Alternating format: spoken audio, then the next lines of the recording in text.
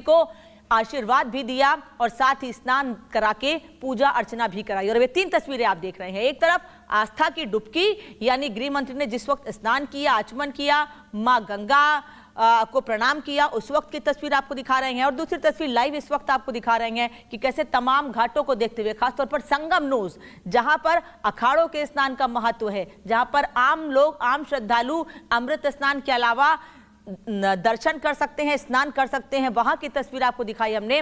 और इसके अलावा पूजा अर्चना कैसे की गृह मंत्री अमित शाह ने, यह भी हमने आपको दिखाया।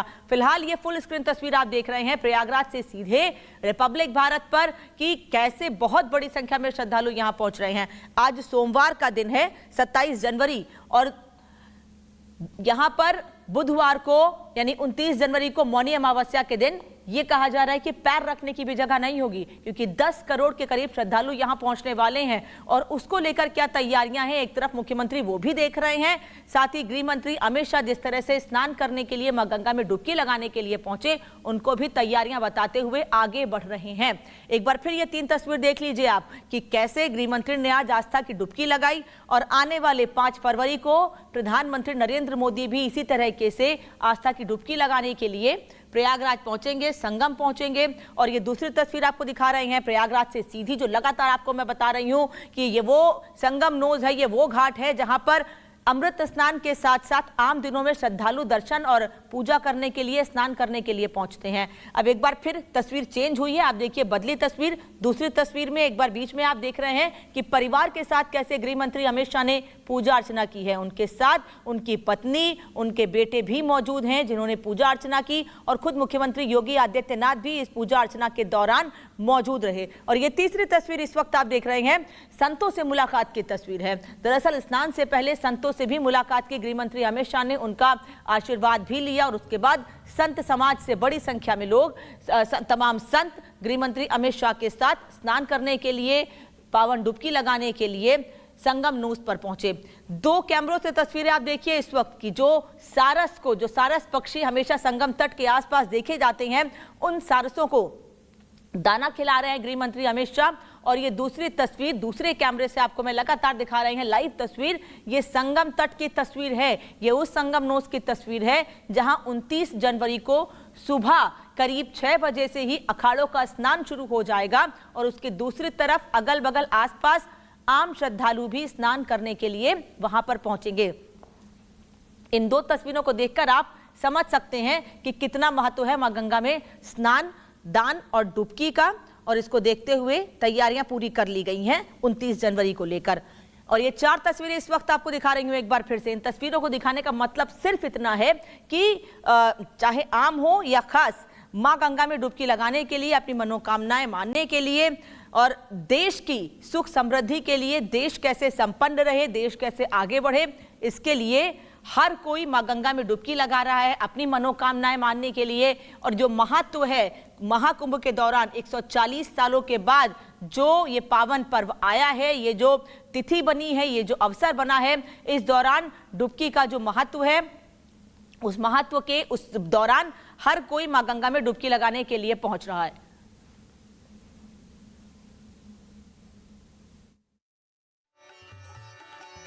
दर्शकों को तस्वीरें दिखा दें, यही वो जगह है जूनाखाड़ा की, जहां पर अब से कुछ देर में अमित शाह जो है, केंद्रीय गृह मंत्री अमित शाह पहुंचेंगे, साधु संतों के साथ भोजन करेंगे।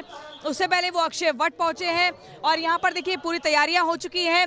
और तस्वीरें देखिए, थोड़ा सा इधर से दिखाते हैं, ये पंकज देखिए, आसपास भी और तमाम यहाँ पर शिविर है, साधु संतों के अखाड़े हैं, लेकिन ये वो जगह है जहाँ पर अमित शाह की अब से कुछ देर बाद मौजूदगी दर्ज होगी। और यहाँ पर लगभग आपको बता दें 1 से सवा घंटा अमित शाह रुकेंगे।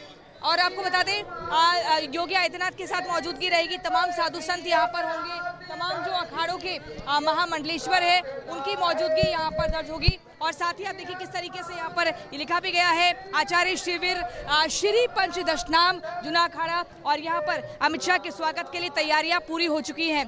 बेसब्री से आसपास के लोग भी, जिसको पता लग रहा है कि केंद्रीय गृह मंत्री आने वाले हैं, हर कोई इंतजार कर रहा है एक झलक को पाने के लिए। लेकिन आपको बता दें, आज पूरे दिन भर का अगर शेड्यूल देखें तो पहले अमित शाह जो है जाते हैं सीधा सीएम योगी आदित्यनाथ, उन्हें जब रिसीव करते हैं, मुलाकात होती है, उसके बाद वो स्टीमर पर सवार होते हैं, फिर वहाँ पर साइबेरियन पक्षियों को दाना खिलाते हैं। हैं, परिवार के साथ स्नान करते हैं और स्नान के बाद वो त्रिवेणी संगम की पूजा पाठ करते हैं पूरे रीति रिवाज के साथ। ये कहा जाता है कि स्नान के बाद तीनों नदियों को लेकर जो मंत्रोच्चार के साथ पूजा पाठ की जाती है। फिर अक्षय वट गए हैं और उसके बाद सीधा यहाँ पर जूना अखाड़े में आएंगे। ये जूना अखाड़ा में आपको बता दें वो जगह है जहाँ पर बाकी और लोगों के लिए भी, आम लोगों के लिए भी हर वक्त 24 घंटे जो है भोजन की व्यवस्था चलती रहती है। शुद्ध शाकाहारी भोजन यहाँ पर बनाया जाता है। कोई भी व्यक्ति यहाँ पर आ सकता है, एंट्री किसी की भी हो सकती है। और यहीं पर आज साधु संतों के साथ अमित शाह की मौजूदगी होगी जब वो भोजन करेंगे। और ये 10वां कुंभ है अमित शाह का। आपको बता दें इससे पहले वो 9 कुंभ जो है, जिसमें कि कुंभ और अर्धकुंभ पूरे मिला के 9 कुंभ पूरे कर चुके हैं। आज उनका 10वां कुंभ भी पूरा हो चुका है। और ऐसे में एक अलग ही तस्वीर दिख रही थी जब एक सनातनियों के महापर्व को लेकर देश के कद्दावर नेता, प्रशासक, केंद्रीय गृह मंत्री अमित शाह यहाँ पहुंचते हैं। इससे पहले हालांकि योगी आदित्यनाथ भी पहुंचे थे, रक्षा मंत्री राजनाथ सिंह भी पहुंचे थे। आने वाले दिनों में प्रधानमंत्री नरेंद्र मोदी भी पहुंचेंगे और यहाँ पर आकर डुबकी लगाई जा रही है।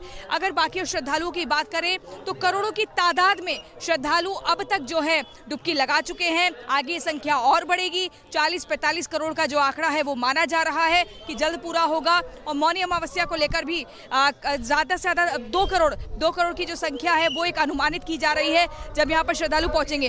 लेकिन न सिर्फ देश के अलग अलग कोने से नहीं बल्कि विदेशों से भी यहाँ पर सनातन की खूबसूरती को समझने के लिए, उसको जीने के लिए जो विदेशी मेहमान हैं वो भी यहाँ पर आ रहे हैं, कल्पवास में रह रहे हैं और वही नियमों का पालन कर रहे हैं जो साधु संत करते हैं। इन जगह जगह शिविरों में अगर हम देखें तो साधु संतों की मौजूदगी होती है जो इस महाकुंभ के बाद विलुप्त हो जाएंगे, जो पहाड़ों से आते हैं, जो देश के अलग अलग राज्यों से आते हैं और ये एकदम छिप जाते हैं, इनको ढूंढना भी मुश्किल होता है। लेकिन महाकुंभ की खूबसूरती ये होती है किसी भी कुंभ की कि जब यहाँ पर वो साधु संत जो विलुप्त हो जाते हैं वो अपने शिविरों से बाहर निकल कर आते हैं और जगह जगह यहाँ पर उनकी मौजूदगी होती है। उनको मिलने के लिए भी लोग जो है काफ़ी उत्साहित रहते हैं, उनका आशीर्वाद लेने के लिए उत्साहित रहते हैं।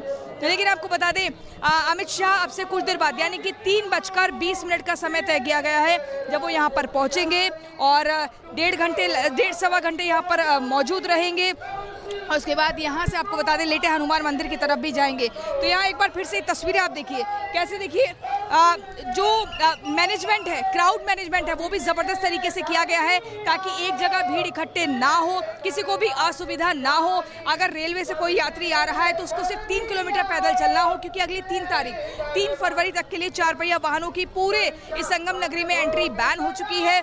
इजाज़त नहीं मिलेगी और पैदल चलना होगा सभी यात्रियों को, चाहे कोई खास हो या सामान्य व्यक्ति हो। लेकिन ज़्यादा पैदल नहीं चला गया, इसी तरह से रूट तय किए गए हैं और नोज घाट पर ज़्यादा से ज़्यादा श्रद्धालु चाहते हैं कि वो पहुँचे, वहाँ पर स्नान करें। लेकिन ऐसी व्यवस्था की गई है कि नोज घाट के अलावा भी अलग अलग रूटों से लोग संगम में पहुँच सकते हैं, स्नान कर सकते हैं। हर तरह की सहूलियत है, जगह जगह पानी पीने की व्यवस्था की गई है, हर वक्त भंडारे चल रहे हैं और किसी का कोई व्यक्ति अभी तक खोया नहीं है, ऐसी भी कोई जानकारी नहीं है क्योंकि जगह जगह खोया पाया केंद्र भी बनाए गए हैं। तो सहूलियत का कुल मिलाकर काफ़ी ख्याल रखा जा रहा है। जब लोगों से हम बातचीत कर रहे हैं तो उनका कहना है कि योगी आदित्यनाथ की तरफ से जो तैयारियां की गई है वो अब तक की बेहतरीन तैयारियां हैं। इससे पहले भी कुंभ देखे हैं लेकिन उसमें कई मिसहैपनिंग्स हो जाती थी।